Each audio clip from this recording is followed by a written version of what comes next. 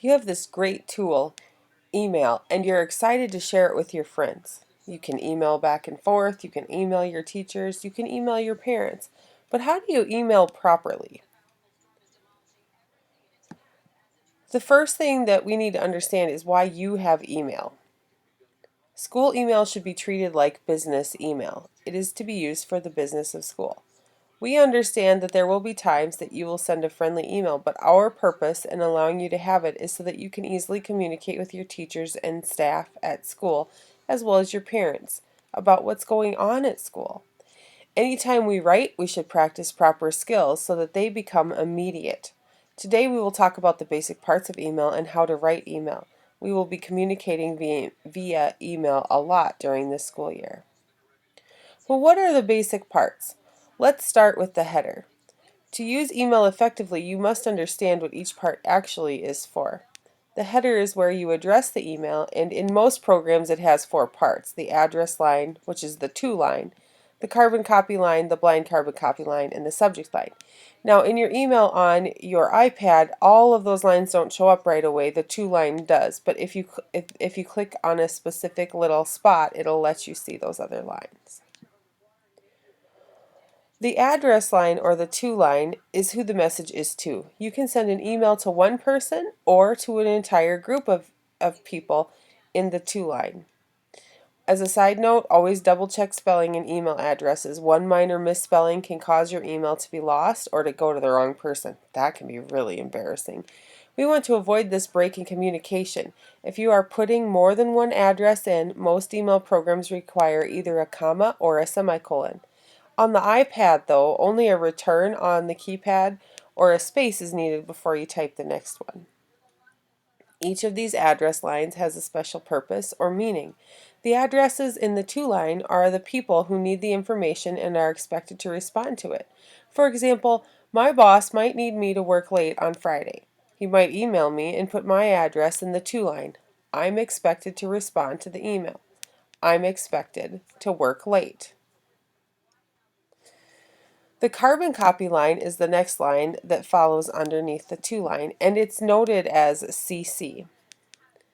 This works the same as the address line, but the meaning is different. Before computers were widely used, memos and letters were typed on typewriters, and these typewriters made only one copy on the paper that was put into the machine. If you needed a copy of something, you had to either type it twice or use carbon paper between two sheets of paper.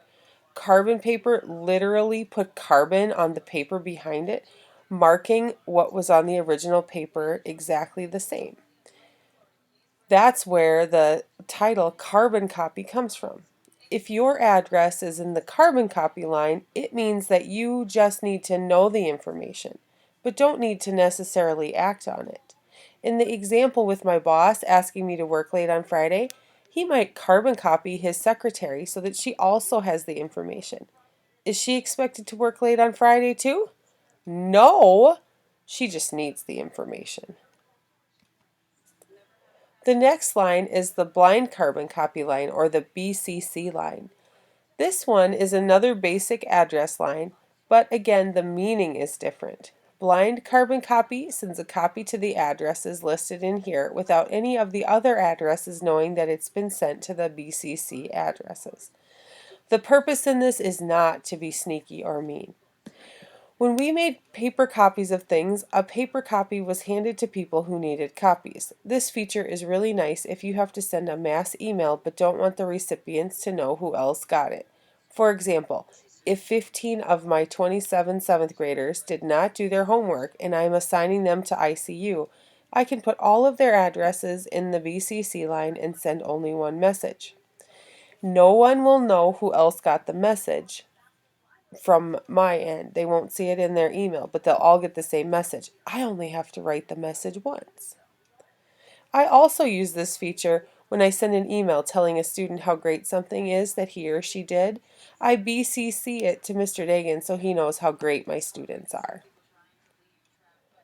The next line is the subject line. The subject line is exactly what it says. It names what you are writing about. Keep it short in the subject. Capitalize the first word of the subject line and avoid things like "hi" or "quick question." These don't help the reader know how important the email is. I get over 100 emails a day. If you put hi as a subject, I probably won't read it right away. If you have a quick question, put the question there if it's short. If it's a question about a project, put question about poetry project. Subjects help both the email program and the recipient sort out and prioritize messages, so it's really important to be good at making it simple. For the same reason, don't leave the subject blank. The email program might think it's spam and not let the recipient see the message, or the recipient might not ever read it because it would be really low priority. The next part of the email is the body, is the message part, and it has several little pieces too. So the first part there would be the greeting or salutation, and that's who you are writing to. Technically, you don't have to address an email there, but not addressing it gives it a colder tone. Because you aren't talking in the email, it's easy for your tone to be misunderstood. The greeting you use depends on the reason for the email. If it's more like a friendly note, use dear so and so. I have John in my example with a comma after it. If you use dear, a comma after the name will be your best punctuation choice. If it's a business or more serious tone, the person's name with a colon is appropriate. Be careful with this because your tone or the feeling toward the reader can be misunderstood. The lack of dear can sometimes seem like you are mad. When writing your message, use formal writing. Taking shortcuts in writing isn't professional. Avoid using the letter U for the word you. After writing your greeting, skip a line before writing the body. The next part is the body. This is where the email is similar to a letter in that you write your information with complete sentences and formal writing. Remember that email is quick communication for business purposes. We know you will send friends emails, so keep in mind to keep them appropriate and keep them short. Always practice your best writing in email.